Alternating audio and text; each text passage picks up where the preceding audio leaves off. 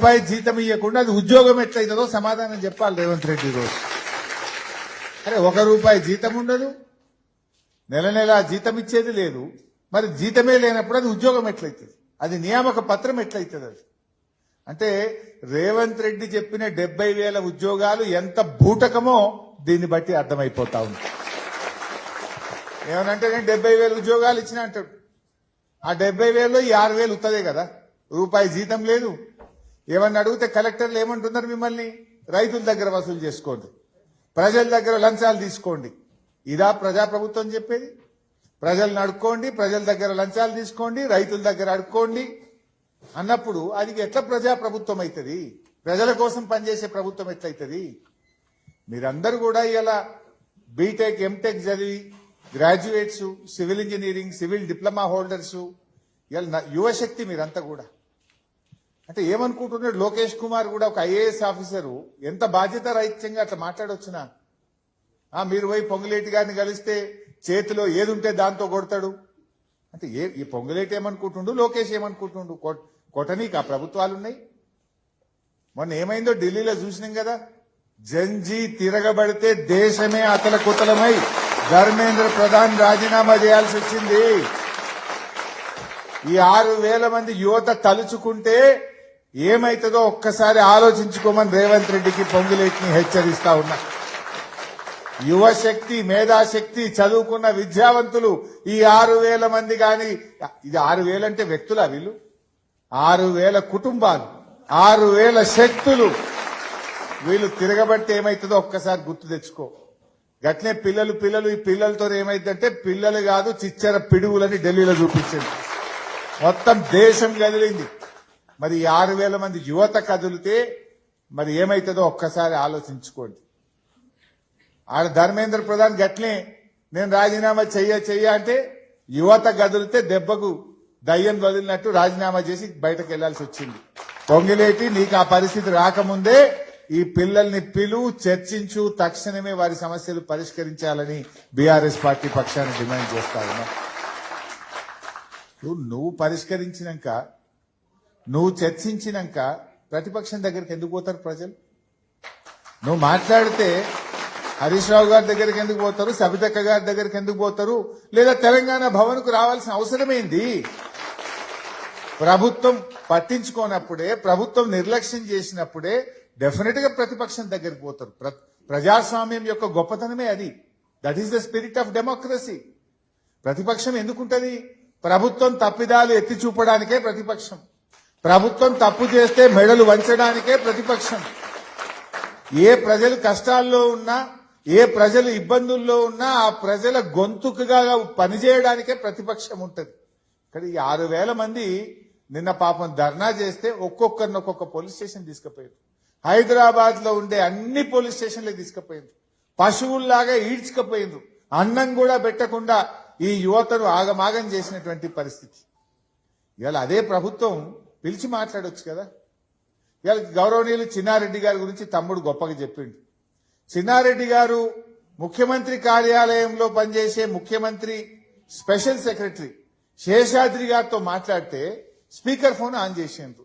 శేషాద్రి గారు ఏమంటుండు, ముఖ్యమంత్రి ఇగో హట్ అయింది, ముఖ్యమంత్రి ఇగో హట్ అయింది కనుక మీరు వాళ్ళతో మాట్లాడకుండా ఎలగొట్టుండే అంటుండట.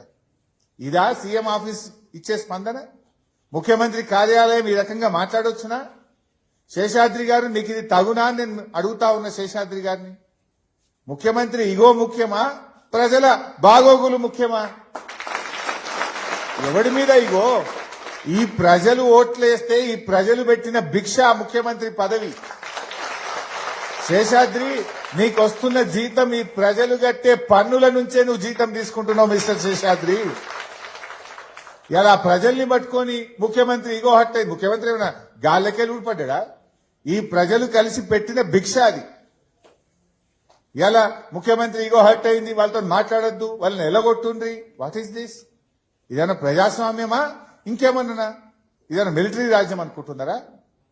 ఇది సరి అయినటువంటి పద్ధతి కాదు. బట్ ఏది ఏమైనా మీరు ఆందోళన చెందకండి. ఎందుకంటే ఇప్పుడే చెప్పినారు, పాపం 2 ఆత్మహత్య చేసుకున్నారు.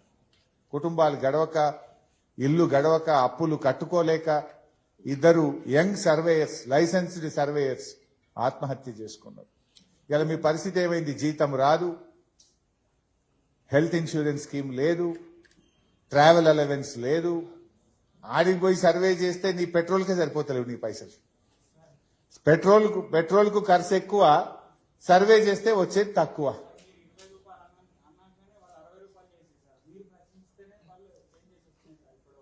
అది కూడా సరిపోదు కదా. 60 రూపాయలు ఏ మూలకు సరిపోతుంది? నువ్వు 60 రూపాయలు నీ పెట్రోల్ ఖర్చే 100 రూపాయలు. లీటర్ పెట్రోల్ కావాలంటే 100, అన్నం తినాలంటే 50 60 అవుతాయి. 60 రూపాయలు అన్నానికి పోతాయి, లీటర్ పెట్రోల్కి 100 పోతాయి. నువ్వు మా అంటే ఒక రోజుకు 1-2 ఎకరాలు చేయడం కష్టం కదా. ఓ రోజు వర్షం పడుతుంది, ఓ రోజు పక్క పొంట రైతు సహకరించాడు, ఆందాక పోయినాక ఎల్లగొడతారు. ఎట్లా చెప్తాము? ఈ విషయం కలెక్టర్లకు చెప్తే అడుక్కోండి, లంచాలు తీసుకోండి, వసూళ్లు చేసుకోండి అని చెప్పబట్టి ఇదేం ప్రభుత్వం అని నేను అడుగుతా ఉన్నా. అందువల్ల మిత్రులారా, మీరు ఆందోళన చెందొద్దు. బీఆర్ఎస్ పార్టీ మీకు అండగా ఉంటది. కేసీఆర్ గారి నాయకత్వంలో మీ పక్షాన మేమందరం కూడా పోరాడతాం. ఈ సెప్టెంబర్లో అసెంబ్లీ సమావేశాలు ఉంటాయి. డెఫినెట్ గా ఒకరోజు లైసెన్స్డ్ సర్వేయర్ల కోసం బీఆర్ఎస్ పార్టీ మీకోసం గలమెత్తుతుంది. మేము పోరాడతాం. అన్ని జిల్లాల్లో కూడా మీరు చేసే ఆందోళన కార్యక్రమాల్లో పార్టీ గౌరవ శాసనసభ్యులు, శాసన మండలి సభ్యులు, పార్టీ నాయకులంతా కూడా మీకు అండగా నిలబడతాం. మీ సమస్య పరిష్కారం అయ్యేదాకా కూడా మీ వెన్నంటి ఉంటాం. మీరు ధైర్యంగా ఉండాలని చెప్పి కూడా ఈ సందర్భంగా మీకు పిలుపునిస్తా ఉన్నాం. పోరాడితే పోయేదేం లేదు, బానిస సంఖ్యలు తప్ప అన్నారు. అందువల్ల పోరాటమే మనకు పరిష్కారం ఇస్తుంది. ఎందుకంటే ఈ బోగస్ మాటలు మనకు అర్థమైపోయినాయి. 70,000 ఉద్యోగాలు ఇచ్చినామన్నారు. ఇచ్చిండ్రా నిజంగా? ఇవాళ కేసీఆర్ గారు నోటిఫికేషన్ ఇచ్చి, కేసీఆర్ గారు పరీక్ష పెట్టి, కేసీఆర్ గారే రిజల్ట్ ఇచ్చి అన్ని అయిపోయిన, ఫిజికల్ టెస్ట్ అయిపోతే కాగితం ఇచ్చి నేను ఉద్యోగం ఇచ్చిన అంటాడు. మొన్న మేము అసెంబ్లీలో అడిగినాం ఒక ప్రశ్న. కాంగ్రెస్ ప్రభుత్వం వచ్చిన తర్వాత మీరు నోటిఫికేషన్ ఇచ్చి మీరు ఇచ్చిన ఉద్యోగాలు ఎన్ని అని మేము ఎమ్మెల్యేలము, మా ముఠా గోపాలన్న, మేమందరం అసెంబ్లీలో అడిగినాం. అడిగితే ప్రభుత్వం లేచి ఏం సమాధానం ఇచ్చింది తెలుసా? 16,500 మాత్రమే. మీరు చెప్పింది ఏందన్నాడు రాహుల్ గాంధీ, రేవంత్ రెడ్డి, ప్రియాంక గాంధీలు వచ్చి ఏం చెప్పిండ్రు? మొదటి ఏడాదిలోనే 2 లక్షల ప్రభుత్వ ఉద్యోగాలు ఇస్తామన్నారు. మొదటి ఏడాదిలో. ఇప్పుడు 3 ఏళ్లు దగ్గరికి వచ్చింది, ఇచ్చిన ఎన్ని అంటే 16,500. అంటే ఎంత పచ్చి అబద్దాలు మాట్లాడతారో మీరు అర్థం చేసుకోండి. ఇలా 70,000 ఉద్యోగాలు ఇచ్చి 70,000లో 6,000 లైసెన్స్డ్ సర్వేయర్లకు కూడా ఉద్యోగాలు ఇచ్చామంటారు. ఇదేం ఉద్యోగము? చచ్చిపోతే రూపాయి పిల్లలకు కంపాషనేట్ జాబ్ రాదు, హెల్త్ ఇన్సూరెన్స్ లేదు, రూపాయి జీతం రాదు, కూర్చుంటందుకు కుర్చీ లేదు. ఇక మీకు ఉద్యోగం ఇచ్చినామంటాడు. దేశం మీద పడి వసూలు చేసుకోండి చెప్పి లైసెన్స్ ఇచ్చినా మీకు ఉద్యోగం ఇచ్చినా అంటాడు. ఇదా ప్రజాపాలన? ఇదా రేవంత్ రెడ్డి చెప్పే మాటలు? నేతి బీరకాయలో నెయ్యి ఎంత ఉంటుందో రేవంత్ రెడ్డి మాటల్లో నిజమంత ఉంటుంది. ఇంతకంటే సాక్ష్యం ఏం కావాలి? 70,000 ఉద్యోగాల్లో మీ 6,000 కలపడం కంటే మోసం, దగా ఇంకోటి ఉంటుందా? ఇది రూపాయి జీతం గవర్నమెంట్కే ఇవ్వకుండా ఇది ఉద్యోగం ఎట్లయితుంది? అంటే ఎంత పచ్చి మోసం ఉంటుందో ఇవాళ మీరు అర్థం చేసుకునే ప్రయత్నం చేయండి. బట్ ఏది ఏమైనా భయపడాల్సిన అవసరం లేదు. మీ వెనుక మేమున్నాం, మీ వెనుక బీఆర్ఎస్ ఫ్యామిలీ ఉంది. ఫైట్ చేయండి. మీ సమస్య పరిష్కారం అయ్యేదాకా మీ వెంట ఉంటాం. కాదంటే 2 ఏళ్ల తర్వాత వచ్చేది బీఆర్ఎస్ గవర్నమెంటే. అప్పుడైనా మేము మిమ్మల్ని కాపాడుకుంటాం. మీరేం భయపడాల్సిన అవసరం లేదు. మీ పవర్ ఏందో చూపియండి.